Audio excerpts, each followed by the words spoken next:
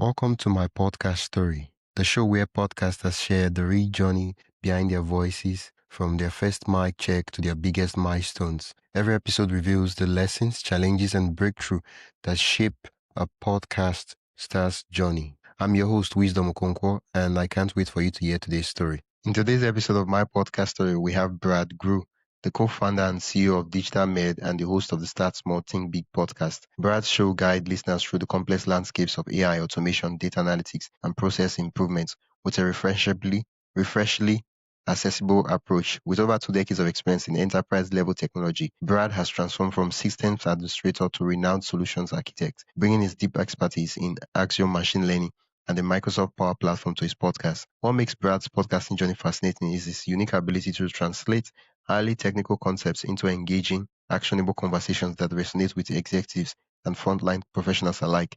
He's here to share how his mission to democratize technology knowledge led him to create a podcast that serves as the great equalizer, helping businesses of all sizes harness the power of AI without the hype or confusion. Tell us your name and introduce us to your podcast. Hi, my name is Brad Groux. I'm co-founder and CEO of Digital Meld. We're a technology startup based here in Houston, Texas, focusing on AI and automation, building solutions for B2B customers. We started the podcast Start Small, Think Big, because as we talked to customers over the last several years after we started the company in 2023, for the most part, people know they want to use AI in the business space, but they don't know how to use AI or how to even get started. So we kept coming across that, and just so we started Start Small, Think Big for literally just as the title says, to start learning the basics of AI and automation and data and analytics and those sorts of things, and kind of help build people up with pragmatic and practical approaches to AI adoption and automation. Yeah, wow. And how old is the podcast? It's been a little over 6 months ago. We're a weekly podcast release every Friday, and we have a company newsletter that releases on Mondays on LinkedIn.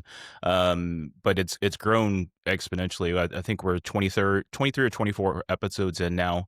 And we've had guests from major corporations and super background experience and things to kind of give their understanding and how they their guidance on how they think we should should adopt AI and automation as well. Yeah, wow.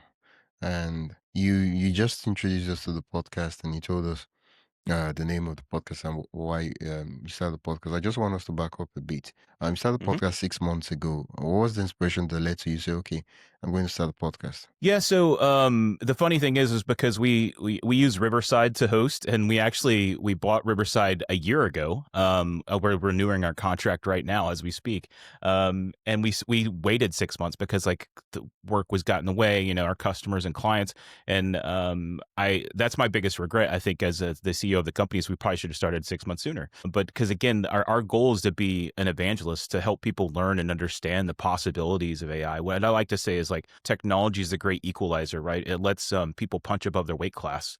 And so, I just love letting people know that they can do this. If I can do this, you can do this. You can learn more about that. And so we started the podcast literally just to be evangelists. We don't sell anything. It's literally just trying to teach people and give people the confidence to go tackle these problems. Yeah, wow, 6 months. Okay, if you started the podcast 6 months prior to when you did it, would have been a year older. It would have been a year, yeah. Yeah, and because I think probably as you know, and as many of your listeners probably know, the biggest thing with podcasts is consistency, right? So if your weekly podcast, release one every week, and then you'll slowly grow, and about 3 or 4 months ago, we hit our growth explosion, right? So we're probably getting because we do video, so we have video on YouTube and Spotify, and then we're audio everywhere else, Apple and all the other platforms, and so we're averaging nearly 3,000 to 3,500 views on the video between Spotify and YouTube every week for every episode, basically. And then we produce shorts and stuff on TikTok and YouTube Shorts and things, and those are tens of thousands of views. And it's been the growth has been phenomenal. It's really I always think back, where would we be if we would have started those 6 months earlier? So my my recommendation to anyone who's listening out there is, should I start a podcast? Yes. Just get your phone out and start recording. You're going to hate your first ones. You're not going to make it perfect. Your first one, like I look back at our first podcast and I'm like, oh, those were so bad, but you're learning, you're learning on the fly. And I think it's just start small, think big, shut up and build, as they say. Yeah. What would you say, per 6 months, in the past 6 months, what would you say has been the biggest challenge you faced in the podcast, and how have you overcome it, if you've done, if you've done the overcoming? Yeah. So, I'm the CEO of the company, but I'm also trying to grow the company, right? So I'm trying to be out there. I'm going to events 3 or 4 days, or even the evenings of the week, traveling some to go to events. And it's just making sure that you hit that consistent milestone. And like we talk about AI and automation, so we can't record 4, 5, or 6 episodes in the future because the news changes too fast. The technology changes too fast. So we record on a Wednesday, we release on a Friday. Like that's just the way it is. And so that's the hard thing, is like, hey, we have to hit something this week. And so juggling that. But again, once you start getting momentum, it's like, I guess when you start going to the gym and you work out, right, you feel better, and you see the rewards, the gains from your hard work. And so my biggest thing is just making sure we hit that release every Friday. Oh, okay. Every Friday, every week. The newsletter goes live on Monday on the LinkedIn, and then the episode goes out live on Friday. And for me, AI, it's a fast changing industry, right? A lot of things, especially when you're covering AI, you're on the edge, right? Most of the things are new and all that. Is there a system for testing, adopting, and then discussing it on the podcast? Yeah. So, I have a co-host. I have my co-founder and CTO. He's one of my co-hosts. We have a couple of guest hosts that kind of help out too. And so we kind of discuss things. We use Microsoft Loop, kind of like people would use Evernote or something, to share notes with each other and say, hey, this is what we're kind of thinking about. And then utilizing, Podmatch to find guests really helps. Those types of platforms that help streamline that process. But for the most part, I think we just kind of fly by the seat of our pants, for lack of a better word, or shoot from a hip, or whatever you want to say. We just based upon what the news is that week and what new things come out, and then just kind of see where it goes. The big thing is I like getting perspectives from different people, much like you're doing here with me, to get their perspective, because the first 10 or 12 episodes was just us talking about, hey, this is how we do things. And then now we bring in a new guest every week from a completely different world, saying this is how they do that. And you can see the correlation and the overlap, but at the same time, the different perspectives and empathizing with how people do things differently, I think is really, really important, especially in AI. Yeah. Well, you mentioned that you have a co-host, which is also your CTO.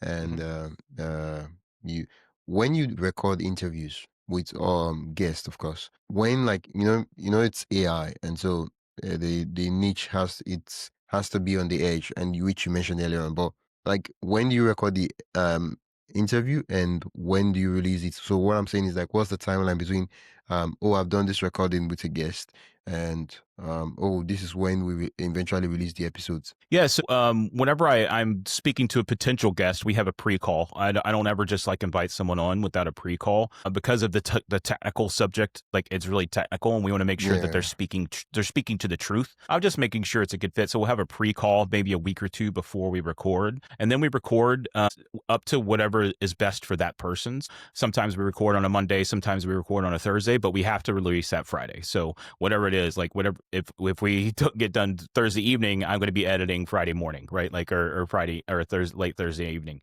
And then, so it's really rapid for how it is. And I that's how I work. I have ADHD. So like, I'm a procrastinator anyway. So that works really well for me. I don't necessarily, there's the term, you should have 5 or 6 episodes in the can. In the perfect world, that's the way it would be. But just with the content we're developing, with just AI and automation, it just changes so quickly. I don't think we can really do that, because we do also sprinkle in some news, if it's based upon like AI adoption and stuff like that, or a new model, and it's just not relevant 2 or 3 weeks down the road. Yeah. You mentioned that if in every episode that gets recorded gets released that week. So if it's recorded on Monday, it will be released on Friday or Wednesday. What about the instances or scenarios where there are last minute instances where guests just say, "Oh, I don't want to use the word bail, but sometimes things happen, right? It's like, oh, Right. I'm sorry, I can't make it. What happens to that week's episode? Yeah, so sometimes the episode's just me. And that in that case, that's happened a couple of times where there's been last minute cancellations, and I have to come up with something on the fly to kind of come up and fill that space. Luckily, I do have like a list of ideas that if that happens, here's a topic that we could cover, and so that's happened a couple of times. And then like I don't have a co-host each time either. I'm always on the podcast, but like my co-host, we're running a business, so sometimes he needs to be working or something like that. So, but it's at least always me. But again, I think you just have to be really nimble. Like much like you do with the AI world we live in now, you have to be able to pivot, right? And so, like if something comes up, I'm going to meet my deadline. If someone cancels that week, I'm going to meet my deadline and come up with another good thing. And luckily for me, I'm a chatterbox, as you can probably tell, so I could talk for an hour about something I'm really passionate about without much effort. Yeah. Well, you mentioned using Riverside. I know it was one of the questions I asked, and you just briefly touched it. But I always like to see the behind the scenes of the apps, the tools, and what podcasters are spending money on in order to make their podcast, so that it's more like the factory, right? Oh, I have Hmm. this machine, this equipment. We use this one for cutting the titles. Oh, we use this one for right? And so like, oh yeah, so this is what they use. Oh, and okay, well, we have a team that helps us do the editing and production. Oh, I'm the one that runs the editing, right? I always like to see, okay, how do they run their own podcast? So, what's the behind the scenes look like? The workflow. I'm talking everything from apps, from tools. What do you spend money on? What's free? Do you do the editing? Who does the editing? And things like that. Yeah, so we utilize Riverside, but we utilize the Riverside Enterprise, which is quite costly. Oh We pay like yeah. I Oh, think $500 or $600 a month. wow. Again, it's a business expense for us. We're an actual profitable business, so it makes sense for us. But I think I'm just noticing now. I actually, because we're renewing our Riverside contract, that the $25 a month plan gives us basically everything we use. I'm the one that edits and records and edits, mainly because I have experience with this as well. So I've had podcasts in the past. I had one called Microsoft Today. I did that for quite a while, and this was many years ago. And then I've done sports podcasts like F1 racing, and then I did a Houston Texans, the local football team, American football team here. I've done podcasts in the past, and so I'm Yeah. very familiar with the tools and editing. And back then, it was really hard. You had to open Adobe Premiere Pro and edit everything yourself. But like Riverside's amazing because it does like a smart edit for you, and then I'll go back and repolish it. For me, our episodes are generally about 45 minutes to about an hour and 15 minutes. It just depends on the conversation and the Yeah. guest. And then it takes me maybe 2 or 3 hours to edit, and that's using the AI tools that Riverside has. But a lot of that has to do with like it has to be perfect for me. If I'm going to release it, it's going to be as perfect as it can. So I'm very meticulous. Most people would probably just like use the magic edit, add a buffer at the end, the beginning and the end, and call it a day. I take a little bit of extra time to make sure I remove a lot of filler and stuff, and just make sure, because I'm really cognizant of people's time. Time is our only finite resource, right? We're all limited on time, and so if I don't think it's gonna be worthwhile to someone's time, I'm going to probably remove that from the episode. But for the most part, yeah, it's literally just me now. I am hoping to offload that, but it's going to take me time to training someone to do it exactly like I have. I have it documented pretty well. But again, it's only about 2 or 3 hours of work. The tools make it really easy now. Yeah. And so one of the things like Riverside also gives you the smart clips, right? So it gives you 60-second clips or whatever for social media. And it can publish directly to social media as well. So the tools are making it easier and easier. And even using tools like ChatGPT or Microsoft Copilot to generate like an agenda. Like, I record our meetings like the planning meetings I have with the potential guest. And then I take that transcript from that meeting and I go to ChatGPT, and it knows the flow of my episodes. And it's like, hey, create me an agenda. And it's just a rough agenda, talking points to kind of keep the conversation moving. But like, it makes it so much easier now. Now's the best time than ever, best time than ever than to get started. Yeah. When you mentioned the Starlink Enterprise, I've always seen that part of usually you have to contact them to get the price and all that. Why?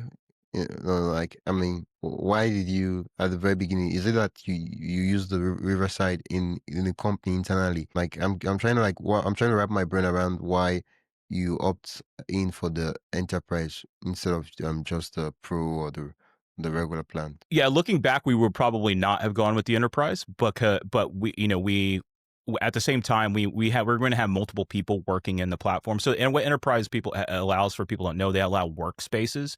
So like you could actually, I know people who are podcast editors. Well, you just pay them and you use their Riverside, and so they basically have sub companies within their Riverside. And so we have the ability to do stuff like that. Again, probably looking back, we would think that because Riverside is one of our most expensive, our most costly expenses. And so again, I'm going through that renewal process of them now. I was like, why does this really make sense?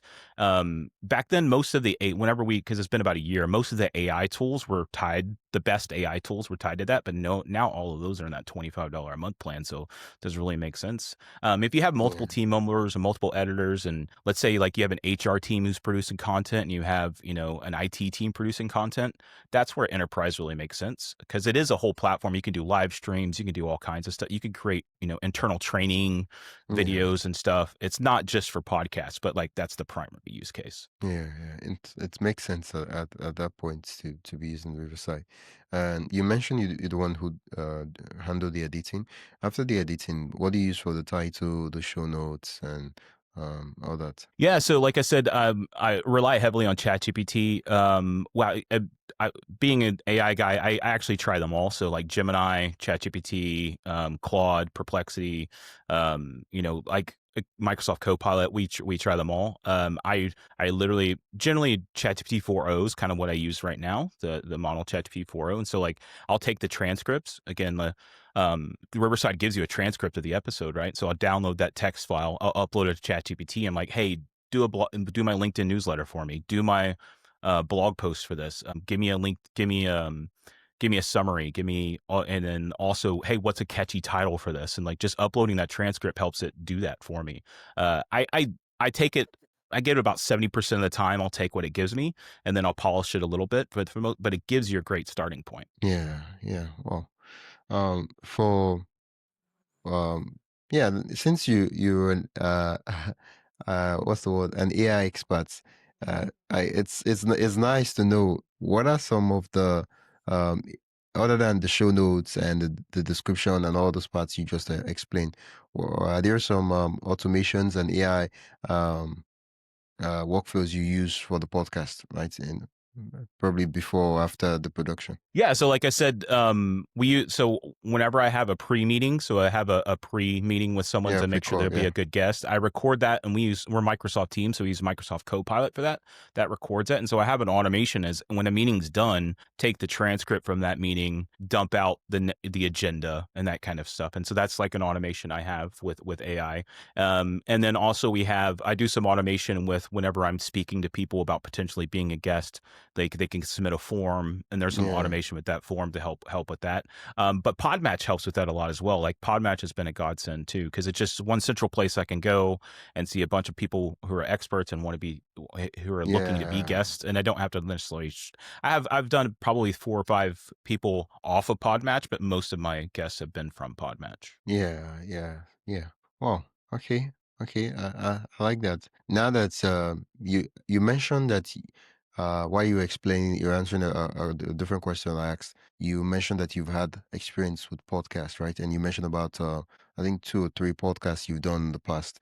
And what happened to those podcasts? Mainly, I was 2 of the podcasts I was doing by myself, and to be honest with you, it's really, really hard to do a podcast by yourself, and that was before AI and automation. So, and again, I love being like, if I'm putting out content, like my Microsoft Today one, you could go find them somewhere. It's called Microsoft Today, and I did it maybe a half dozen episodes or a dozen. I think it was about a dozen episodes, and for every hour I recorded, there was like 2 or 3 days of research, and then 2 or 3 days of editing. It's just because that was how it was back then. There wasn't these automation tools to help for that, and so that was just a lot of work. And plus, I had a full-time job at the time and trying to do all of that, and then it's just eventually get burnt out. I think if you're going to have a podcast, look for a co-host if you can, and or someone to help you do the back side of it, because it's much like when you go work out at the gym. It's better when you have a workout buddy, right? To keep you honest, to say, hey, one more rep, you need to push one more rep, and like to make sure that you go to the gym. Much like the podcast is that doing it with other people makes it so much easier to stick with it, because you feel like you're letting them down if you don't release an episode that week. Yeah. If I was to go check out those podcasts, would I still find them online? Or you? Yeah, they should still be on there. I had one called Haas Team Podcast about the Haas F1 team, and then the Microsoft Today. I think it was MSFT Today, and not because Microsoft is also obviously a trademark. So MSFT Today. There's some episodes out there. They were audio only, but the production quality, I'm really proud of them. I wish I could have stuck with them, but just with work-life balance and that kind of stuff, it's just too much. But it was great fun, great learning experience. I've wanted to do this for years, and it's just, to me, it was the perfect time because AI is coming whether people want it to or not. And I just want people to know that they can do this. Like I tell people all the time, my 72-year-old mom. Quick break. Before we continue, I'd love to invite you to join the My Podcast Story newsletter. Each week, I share highlights from our guest stories, behind-the-scenes podcasting tips, and resources to help you grow your own show. You can sign up at mypodcaststory.com/join. That is mypodcaststory.com/join. Now, let's get back to the episode. I've taught her how to use AI because and help with her job. She does our accounting for my company, so with QuickBooks and stuff. And so she's using AI. If my 72-year-old mother can do it, you can do it. And that's why we started the podcast. And the beauty is now it can help you with a podcast. Like AI can help you with that too. Yeah. How has have you been getting feedback from your listeners? Yeah, so the feedback has been phenomenal. And I think we've kind of changed a little bit to what we've done because of the feedback, and a lot of the feedback we get on LinkedIn because we are more business focused. So we produce B2B. Like there's people, but enthusiasts listen to us as well. It's not just people who are looking to adopt AI for their business, but it's people wanting to learn more about AI and things. But it's been tremendous feedback, and we've done a couple of live events as well. So I've given a presentation at what it's called the World Affairs Council here in Houston, where I gave a presentation in front of a group of people about the geopolitical aspects of AI with power and energy consumption and chip constraints, and China and Hong Kong, and China and Taiwan and the United States and those sorts of things. So that brought in some extra listeners that wouldn't necessarily that had just been listening for the business aspect of it. And then the episode I'm releasing tomorrow was at a Texas AI Challenge. So it was a big challenge where they gave up hundreds of thousands of dollars to winners. And I was there interviewing people and stuff. And so getting out and being involved, going to meetup.com and finding people like-minded and just getting out in front of them, the feedback has been tremendous. We have a news section because people are like, can you just share 2 or 3 news stories with that every week that you think's pertinent? And whenever we skip that, people always let us know, hey, can you add that back? And so because again, they don't have time to keep up with it. It's just too much, right? And so we do what we can. Much, so many things just changing, and so they don't even know which one is noise and which one is signal. What should we be listening? Because a lot of the things that are on the AI news, most of them are just noise, and then the actual signal, the way you have to actually pay attention to as a business owner, the ones that actually affect your business. On some of them, they just they're crazy, but not really signal. Yeah, our underlying theme for folks is how best to use AI in your life and your business more than I ever could. I just know about the tool. If you care about your life, if you care about your business, if you care about your community, you use these tools to help uplift all of those. And you can do that. And like you said, there's a lot of noise. We call it snake oil, people who promise the world. It can just point it to this and it can do all of this. No, you need to do the work. You need to know and make those decisions, what's important to you. Context is key, right? That's the key with AI. And I don't know your context. You know your context. That's all your data. That's all what it means to you. That's what you're trying to accomplish. And my whole hope is just to empower people to lift themselves up. You don't need the help of these big organizations because all these tools democratize that. Yeah. Well, it's been 6 months since you started the podcast. What would you say are the top 3 growth levers you've used to grow the podcast and get in front of the people you made the podcast for? So consistency would be the number one thing. Don't skip a week. Get it out there. Be consistent. That's the number one thing. If you're not consistent, I think people are going to drop off. And that's what I found with my previous podcast. I'd do 4 or 5 episodes, take a couple weeks off, do 4 or 5 episodes. No, just be consistent. Pick a day, and say I'm going to release one that day, or pick, first Tuesday of every month. You can't do one every week. That's okay too. So that would be my number one thing. And then number two is kind of following the conversation wherever it goes. I think a lot of times podcasters try to have this scripted conversation with someone. And when I think, if you look for all his flaws, like look at Joe Rogan. Joe Rogan, I think, is really popular because he's just like, he wants to talk to someone who's really smart, right? And then he just lets that person talk. And he asks them questions. I think that's the number one thing is like, don't try to force the conversation. Just kind of let it go where it goes. I would say would be like the second thing that would be most important. And then I think the third thing for us has been like use like YouTube Shorts and TikTok. I hate TikTok. I don't want anything to do with TikTok, but I use a app through Linktree. So linktree.com, they have an app called Plan That, and you can go post 60-second social media clips to YouTube Shorts, Instagram, TikTok, Facebook. I never knew that. Wow. Yeah, and it's like $8 a month. It's like eight US dollars a month. Wow. So you like, this and you is can genius. do that, and you can schedule it out for. And it has a calendar, so you go schedule out for weeks and a month. So what we do is we'll record an episode on, like, say, a Wednesday. We'll release it on Friday. Okay. Then we release our newsletter on Monday. So we tag the people on LinkedIn and stuff. Yeah. And then Monday through Friday, we release 60-second clips. So one clip a day. Wow. And one of our biggest, our most popular clip was on YouTube, on TikTok is like 90,000 hits. When our most popular on YouTube Shorts is like 70. Without entering the TikTok app. Yeah. I don't use the TikTok app at all. You can do it all from that Plan That. It's literally PLANNTHAT.com. Yeah. You just gave me a genius idea. $8. Well, that's very cheap and affordable compared to all the bloated tools out there. Yeah, like with features that I don't even need. Yeah, and it's a beauty because like it does threads, it does everything but Twitter. Basically, Twitter's the only one that's not on there. I think Twitter's API is quite expensive. Maybe that's why. Yeah, and to be honest, we don't really post to Twitter all that. I mean, I love Twitter. I use Twitter every day. Yeah, so but like I don't think the engagement is. I don't think the engagement would be high enough for you, Stephen. But TikTok and YouTube Shorts is where the most of that. What about Instagram Reels, Facebook pages? You try? Yeah, so we post to Instagram and Facebook. I think on Facebook, what you really need to do is you need to be active on there and grow your followers. And again, Facebook's just not a platform I want to be on. I have a Facebook basically because my family wants me to have a Facebook, but like I log into it maybe once a month, So I think if you're going to be, what we do is like we're really active. We invite people to follow our page right on LinkedIn, which naturally leads people to follow our. And if you have a brand too, like so we have our company Digital Meld where we post stuff, and I have my personal LinkedIn, and then I have my co-founder's personal LinkedIn. We get far more engagement from our personal. So. If you're posting to LinkedIn, I would say post to your personal LinkedIn and just tag your company or tag your podcast in there and say to drive people to that page because you're just going to get more engagement. And I think you're a business. What do I say? You're an entrepreneur, and you have a podcast. A lot of persons they have this question, and I would like to pull up your LinkedIn page and your personal page while I ask you these questions I'm about to ask you, and I'll share my screen in a while, right? Yeah, let me know once you can see my screen. Can you see it? Yes, I can. Okay, so to find the company page, I will search for Digital Meld. Yes. Right. Okay. And, that's me. Yeah, it's us. Yeah, this is it, right? Yep. Okay. And okay. So the latest post. This is the latest post, right?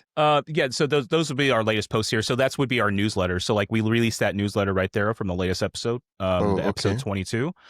We released that on Monday, and so that would be our latest post. Yeah. Oh, okay. Okay. So that links to our newsletter. Our newsletter has 300 plus subscribers. So that's as soon as I post it goes out to 300 plus people. Okay. The newsletter, that's the articles, right? Because I'm not It's the articles that link, because basically, again, as we're talking to people, we're collecting resources. They're telling us about tools we hadn't heard of or models. And so our newsletters, we tell people sometimes some have 20 or 30 links in each one of our newsletters that you can go and get actual useful information and stuff on. So our goal is to drive people to the newsletter because that's where all the real content is. Okay. I see the reach. Now, what I'll do is let me search for your own personal page.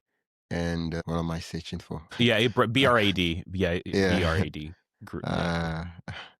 Okay. And I'm the only one, so it's easy. Okay, this is you and your latest post. Because a lot of times people are skeptical regarding posting on their page because usually when you have multiple businesses, right? And you are like, okay, I don't want to, what do I post about, right? And like, okay, I post this, I post this. My audience will get kind of confused. Okay, so this is the post. Okay. Okay. Yeah, so like yesterday, I posted one. I don't post a short on my LinkedIn every day, but I do post I do post shorts to TikTok and YouTube every day as an example. But like, yeah. Okay, so this is one of the shots. 9 reaction, 2 comments, 2 reposts. Yeah, I was Okay. posted yesterday. Yeah. Oh, okay. And then okay, this is a different post, right? I feel like you reposted this from the digital Meld page. Oh Yeah, so basically yeah. what I'll repost, like that's what I do is whenever I post something on Digital Meld, we'll post the newsletter Monday on Digital Meld, and then I repost it to my wall with additional comments. Oh yeah. And so it gives you even more reach. And I think most of our reach, like most of my impressions, without even a lot of likes and comments, is like 800 or 900 impressions. Wow. But again, we started a newsletter 3 months ago, and it's 300 plus subscribers. Without like, I don't put like the only thing I do is push it through via the podcast. And so, I hate being spammy. I hate like I'm not the guy sending people random things and stuff. And so this post did crazy well. 51. yeah, so Exactly. we announced it. We announced a product, and that was our announcement post. So yeah. Wow, it's strange. Why would an announcement post be doing crazy work compared to regular content? Yeah, Yeah. the LinkedIn algorithm is really strange. So again, like there's a gentleman named Abraham Jackson. He works for Microsoft, and he's one of their biggest AI voices. And he'll Yeah. post something and get like four interactions. I'm like, if he's posting and getting 4 interactions, well, how is that even possible? So Yeah. and again, I think our biggest growth is from YouTube and Spotify. Like again, we make a point to post video into 2 different places. And so, because like with Riverside, you can publish straight to Spotify or straight to YouTube, no, but Yeah. not both. Wait, And no, so, can you what publish straight to YouTube? I've not seen that feature. maybe I'd you love to can't see on, it. yeah, I You don't, can do straight to Spotify. I know that one, but that's of yeah, YouTube. yeah. Because I'm Yeah. So, looking to save data. yeah. Yeah, especially for you have to Wow, use data. you Yeah. guys are crushing it. Wow, this is. I need to come take some masterclass. Wow. I think our biggest thing has been, you can see if you scroll down where we kind of blew up was, so that I did that AI and ethics. If you scroll up a little bit, on the I think it's Just a moment. Yeah. Oh yeah, yeah. This is we could see 86 where like privacy. yeah, Okay, yeah. This is where AI is the AI new is the new space space race. race. Yeah. Yeah, so that's a presentation I gave at the World Affairs Council. So Oh it kind of took, yeah, that's it went through true. there, I've and I've so noticed AI like people like there is a lot of demand for AI, right? And so people really wanted to know AI. It's more like when there was a time where people were like, oh, they want to know about social media and they want to know about YouTube. Now AI is like the new thing that everybody's like, okay, what's happening? What's it about? And so you guys have a really good thumbnail in the sense, not in terms of design, but in terms of when I look at the thumbnail, it clearly states what it's about. Okay, yeah. Before the AI, we've had to prep your people, processes, and the data. Okay. Is AI coming for your job? Okay. Yeah. And then these ones, wow, these ones are just crushing it. I don't know what's going on, but like, like ever since it's just repeats, right? And it's not yep. like you have one up to 1,000 followers, and so it's as if something changed from year downward, right? And it's just back to back. Every video is getting 1,000 views. This one is 6 days ago, and so maybe in the next 7 days it will get to 1,000 views. What is happening? Yep. I don't know if you see the pattern. Like one would expect No, that since you have 400 subscribers, you will get 1,000 subscribers. Maybe the next video might just, might be regular. yeah, and so with this, I know that AI is this new space race that was tweeted out by because it took place at the World Affairs Council of Houston, so that has thousands of followers here in Houston. Yeah. That was an actual event I laid, so that's me speaking in front of a group of people. Yeah. The intro is just me, but the meat and potatoes of the episode is that. That's talk, where it kind of blew up. That was my first major event that I shared. Okay. And then so that's where our numbers kind of spiked. And so like we get on Spotify, we get about double what YouTube gets. Wow. Wow. And and it's, again, I think it's just the consistency. And like we saw this with TikTok too. Like TikTok, we wouldn't get any views, and then all of a sudden we get 80,000 views on like a short, and then 300 or 400 views there. Like there's, for some reason, something in the algorithm just clicks and it just starts giving it to people. I don't really have an explanation for it. I've tried to mess around with the the keywords and the hashtags and stuff like that, and there's really no rhyme or reason to it. Like literally I go to ChatGPT, I'm like, hey, help me create a SEO friendly catchphrase, and we also publish on I publish on our website too, so we have it listed in several places, so the views could be coming from multiple places. So on our website we have a podcast feed, and then on there we have that blog post, the newsletter. Basically it's just a recreation of a newsletter too. I see where this is coming from. Linktree bought the social media scheduling tool plan. Wow, because I've always known Linktree as a link in bio. That's fantastic. So then I'll get the Linktree to the link in bio, and then I'll also get I don't even know where I am, but it's just a random page. Yeah, so that's the plan, that Linktree. And so if you go to like linktree.com/digitalmeld, we do all of that. At the top is our newsletter. Then we have links to all, wherever the podcast platforms are. So YouTube, Spotify, Apple, Amazon. And then under that, we have like our company links too. And so that's what our call to action in the episodes. Hey, visit. Hey, if you want to join the newsletter, follow the newsletter. If you want to, get in contact with us, if you want to listen on your favorite podcast platform, go to linktree.com/digitalmeld. That's our only call to action. We don't sell anything. We just say, hey, hit this up if you like it. And so and plan that as part of that. So when we log into Linktree, you're logged in to plan that, and then you can just literally schedule out the clips. The clips is kind of whenever we blew up too, because whenever I had that that one episode where it kicked off, the World Affairs Council episode, we had a TikTok reel go to like 80, I think it's at 88,000 views. And so I think that's the correlation. It just drove and all my TikTok reels, I linked back to the video. They have to copy and paste it, but I link back to the video. It's like, watch the full episode here. And then on our reels, we also have a buffer screen at the end that says follow the Start Small Think Big podcast, and they can just go search for that. One of the things I've noticed is that as much as we might not get repeat consistent followers or views on this platform, sometimes it gives exposure to people who listen to podcasts. Out of that 90,000 views you got on that TikTok video, let's say 500 persons like, oh yeah, I love to listen to an AI podcast. They go check out your podcast and they start listening to the podcast on audio only, right? And so now you've had it's more like, I think of it like an ad, right? It's an advertisement for the podcast for people to listen to it. And that's the whole point, is like we don't say it's an ad, but like we have that splash screen at the end, and like, hey, if you like what we're saying, go find us. And it's not hard. It's a unique name, so it's not hard to find us. And the goal is it. And again, some people only watch our clips, and that's okay too. We offer five a week. You only get 5 minutes versus an hour episode. So it's kind of up to you if you want that,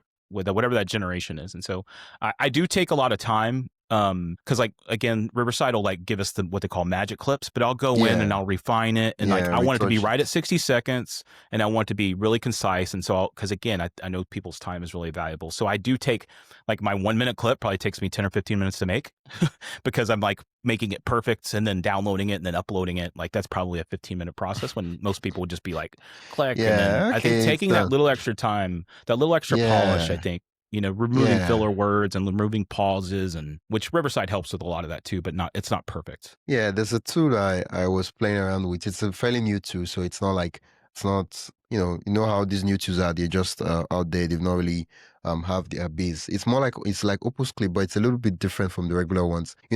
This Riverside, Opus Clip, and all those tools. What they do is they go to the video and they cut a section of time, right? Like 30 seconds, and they're like, oh yeah, this is nice. But what this does is that it kind of makes a thriller, right? So it goes all through the video, and it takes the lines and it pieces everything up together. It removes the fluff and all that. It adds the sound effects, it adds music, and even adds the zoom in and zoom out effects, and it makes the clips for you. So it's called Chop AI, So, but it's quite expensive. That's just the thing. Yeah, and so I use the Riverside Smart Clips, and then I'll go manually edit this. I'll like give me 60 seconds of the guest, because what I'll do is for like usually 2 or 3 days of the week, because again we release 5.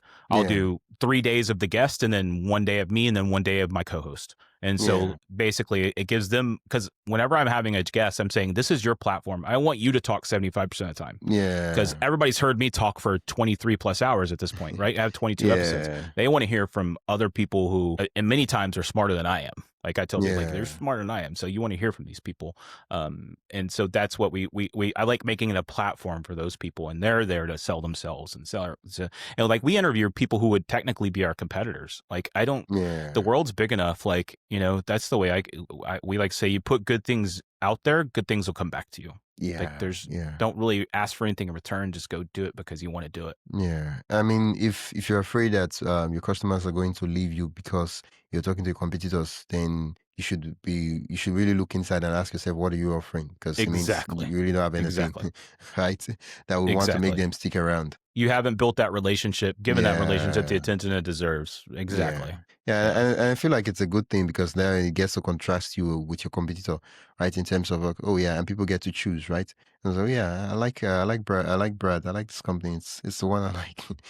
I like it because there's a saying, iron sharpens iron, right? Like the only way the best sports athletes, they get better by playing people better than them, and or at least on their level. You don't get better by just dunking on. High schoolers don't get better by dunking on fourth graders. Like they get better by like playing college kids. They get, and semi-pro players and stuff. That's just how you get better. Yeah. Wow.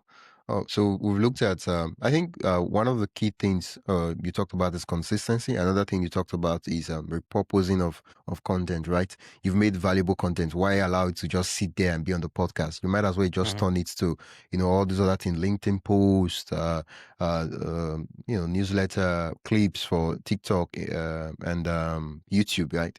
You don't do Instagram and Facebook. And yeah, I get that. Okay. Order for the repurposing. Do you do blog posts along with the episodes? Yeah, so we do have blog posts on our website. And again, that's another avenue where I would say I think we get about 200 or 300 visitors a day to our website. Wow. Maybe a quarter of those hit the actual blog, and it's just another avenue. Again, it doesn't take all that much effort. It takes maybe 5. I have a WordPress plugin that takes the RSS feed from Spotify. So we have Spotify as our main podcast, so we upload it to Spotify and they distribute it to everybody else. So, and then we also have YouTube that's kind of standalone. So I take the RSS feed and that automates a post to our blog that goes into draft mode, and then I go in and I give it polish, add pictures, correct the SEO, and again, 10 or 15-minute process. And at some point, I will delegate that out to someone below me, who to do that, just much like editing. But to me, building a podcast and building a brand is no different than working with AI. The difference that it's data, right? Your data is what makes you special. That's your context. That's the same thing. And it's like, why? Okay, nobody's listening. Should I keep making? Should I keep making content? Yes, because what happens whenever you do take off? Like, these people are going to want to consume, that's what happens to us all the time. We'll see, like, one of our previous episodes will get an extra 20 or 30 views because 20 or 30 people found our new episode, and then they go back and watch our back catalog. And there's no reason you can't do like a best of, like, over the last year. There's just a lot of days you can repurpose that content. And much like we tell our businesses, our customers, is like, your data is your superpower. That's what separates you.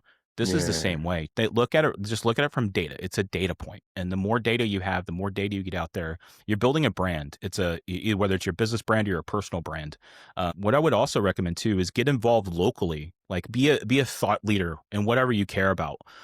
Be a thought leader and go, and in the US we have meetup.com. Like, just go. That's how I got these speaking engagements. And as I get more and more speaking engagements, the episode we have tomorrow is with some I was on site at this Texas AI conference. There's Texas AI Challenge, and like, I'm talking to multimillionaires and co-founders and of these literally really successful businesses and these venture capitalists and stuff. And so who knows how that's going to be. And what I'm going to do is, I'm going to have this 2-hour episode with all of them, and I'm going to break out each interview with each one of them, and I'm going to reach out to them personally and say, hey, here's our our discussion. Please use with it however you will. And I'll give them the raw download file so they can cut it and edit however they want and let them do with that too. Because I do that as well. And all of my guests, I give them access to the raw data, the raw episode, and say, use it however you see fit. And I also, whenever I take my short clips that I do every 60, 5 days, to the 5 days of the week, I send them their 3. I'm say, please post this on your Instagram or your wherever you'd like. Some of them do, some of them don't, but it's just another way. I've already done it. So why didn't I just try to get it out there too? Yeah, and gets it in front of persons rather than them just posting static images and like and like, oh, I'm in this podcast, and then you post a clip that gives them the audience a teaser, and let me go check out this episode, and you get it in front of the new sets of audience. You mentioned you have a WordPress plugin. What's the name of the plugin? I think it's WP. Let me log into but I think it's WP Auto Poster. Let me log in. Okay. I got it off of Code Canyon, codecanyon.net. There's like I paid like $30 for it, and it just you plug in an RSS feed, and it just auto populates the blog for you. And again, our website's WordPress. Wait, it will pull in the description, everything that you put in on the actual stuff, and just post it there. Yep. With the embedded player, right? It doesn't put the embedded player. And I don't like that anyways. What I go do is I just go add the YouTube video.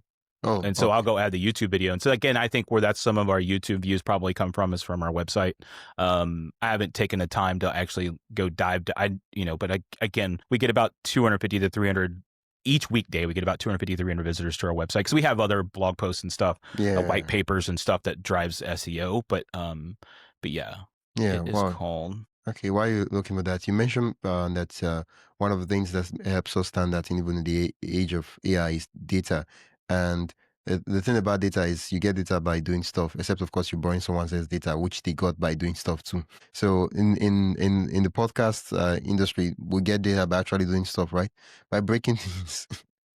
Recording episodes and say, okay, yeah, this one did well, or the one with the guests is better. Oh no, that other one was terrible, and that's why a lot of persons just need to basically just start recording episodes so that they can get their own data and then really know what works, because everyone is just doing. They don't really know.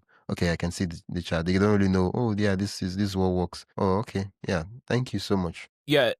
What I found is I think if you do with us, that's why I think the pre-call is really important to us, because I'll know whether we've had a couple of guests that weren't as like, again, I tell them we want you to talk like 75% of the time. So hopefully what they will do is I'll give them a question and they'll just kind of, much like you're doing with me now, I'm kind of rambling on, but I'm trying to like drive the conversation. Sometimes I have to lead them more, right? I'm sure you introduce people and like you have to kind of like get it out of them. Yeah. And so I just make sure I do my due diligence before that to have the bullet points there to kind of do that if I need to do that. Luckily, it's only been a couple of the guests, but they've still been great guests. It's just like, okay, this one's going to need a little bit more hand holding, and that's okay. I still try to get the overall theme of the episode delivered by the end, but that just means the episode is going to be 45 to 50 minutes instead of an hour and 15 minutes, and the funny thing is like you would think that the longer the episode, the worse the metrics would be. But again, I think look at Joe Rogan and Theo Vaughn and all these other guys who have these really long episodes. I think and Lex Friedman, it's like they literally they like talking about cool things and with cool people and see where it goes. Yeah, and it does really well. People, the question is not, it's not about long people not listening to long episodes. The question is about people not wanting.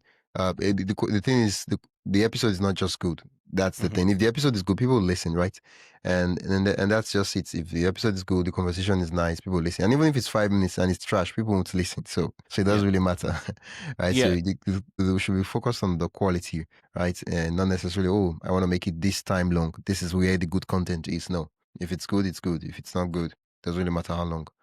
Wow. Yeah, and I think it's tougher for some, obviously not every podcast host is going to come naturally to them. It comes, being a chatterbox is natural. It's natural to me, and kind of like my brain's going 1,000 miles an hour all the time. So that comes natural to me. But I think if you do your due diligence and you plan really well, like I have 2 monitors. So like I'll have the podcast up over here. I have my notes up over here. Like even this, I planned for this one because just, going back, I entered in your Podmatch profile, I entered in your previous episodes of like what kind of guests talked about. And I was always a little bit prepared. And I think a little bit of preparation goes a long way. And the best part is AI makes it so easy to be prepared now. Yeah.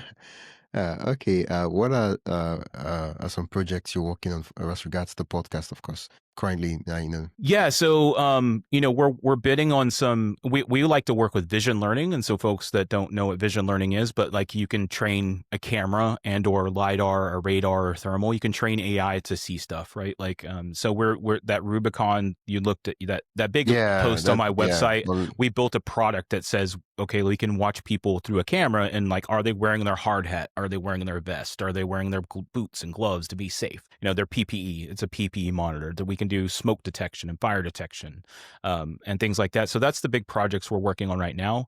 We have a project we're trying to chase for the military, the U.S. military. DARPA has a project we're really excited about. It's a non-military use case. It's more search and rescue. So we're chasing that. And then the biggest thing is I'm creating events locally here in Houston and in Texas overall, to help spread the word. And so I'm talking to like what we have chambers of commerce and to areas. So that's just like these groups of small businesses and medium-sized businesses. I'm going giving talks and just I tell people all the time, we're trying to create the cult of AI, jokingly, because people are very afraid for good reasons. There's a lot of things to be afraid of, but I think if you teach people now to upskill, now's the time to do it. We're like, AI is going to change and revolutionize the world, but much like the internet has. But we're probably in like the AOL dial-up days. That's probably, I know it's before your time, but like when you have to like dial up to the internet and there was chat rooms and stuff before YouTube, before before Wikipedia, before that kind of stuff. That's where we are with AI. We're still toddlers, right? We're not.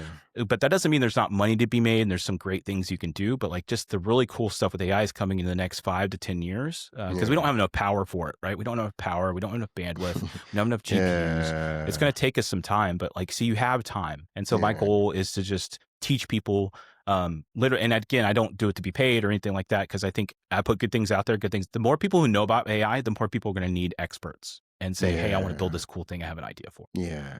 Wow. Thank you so much. I'm just on the final notes. What piece of advice would you give someone who, who podcasting probably might be overwhelming for them, or they're considering starting a podcast where they're just, they're stuck? Yeah. My goal for you is like, you should only do a podcast if you're actually passionate about it. You're doing it because you love it. You're doing it because it's a hobby. Obviously we all feel great whenever we go in and we see the numbers are there and we see the likes, we see the shares, we see that feedback. But that's not always going to come overnight. And don't stop just because you don't do that. Because again, you never know, because of the beauty of the internet, you never know who's going to find that. Like in 5 years or 10 years or whatever, that's your legacy. That's the way I kind of like it. It's a legacy. I'm very blessed that I am kind of cursed. Is like, I have a very unique name. If you search Brad Groux, BradGroux, I'm the only one in the world. So my embarrassing stuff from 20 years ago is still out there talking about like my Houston Rockets or Chelsea Football Club or something on forums and stuff. But then there's also all the great stuff that I've tried to put out. I do my best. I'm not perfect by any means. And I think if you're passionate about it, talk about it. And your passion's going to come through. And your passion's going to be, it makes it easier to stick to as well. Like if I didn't love what I do, this would be a dreadful thing. I think the big thing is knowledge is power. And I'm more excited than ever because now people all over the world have access to these tools. And I can't wait to see what people build. Yeah. Well, thank you so much, Brad. Where can listeners learn more about the company and also listen to the podcast? Yeah. So Digital Meld is the name of my company. digitalmeld.io is our company. We also have .ai. That's the product that we just built that we just saw in the LinkedIn post. And then Brad Groux, you can find me on LinkedIn, BradGroux. But again, if you Google that name, I'm the only one. And my hope is for people reach out to me. I'm happy to have a conversation. Like if you want to just know how to get started with AI, I can give you we can have a 30-minute call and I'll just say, hey, if I was in your shoes, if you're a student, if you're someone trying to upskill, I'm happy to have that conversation. No risk, no questions asked. Like the goal is just to help get you where you need to be. Yeah. Wow. Thank you so much. It's been an absolute delight chatting with you. I've had so much ideas of things I could possibly do for my own podcast. Yeah. And I hope to hear from you again, and maybe we can touch base again in a few months and kind of see what that journey's been like. And then again, see what our journey's been like too. I think it's really great to have that. And I'm always here if you have questions and stuff, but I'm figuring it out too. But I think it takes a village, as they say, right? And so if anybody wants to, again, reach out, it's linktree.com/digitalmeld. There's all the links that you could ever need. My LinkedIn's on there, the company's LinkedIn's on there, our website, our newsletter, the podcast. So that's the easiest way, linktree.com/digitalmeld. And I'll be sure to put all the links in the description and in the show notes so listeners can just click and go directly to the sites. Thank you, Brad. Thank you, Wisdom. I really do appreciate it. And I appreciate the thoughtful questions and the great conversation. That's it for today's episode of my podcast story. I hope you enjoyed listening to this journey as much as I enjoyed sharing it with you. If you found value in today's episode, make sure to subscribe and leave a review. It really helps others discover the show. And don't forget to join the newsletter at mypodcaststory.com/join for more stories and podcasting insights. Until next time, keep telling your story because someone out there needs to hear it.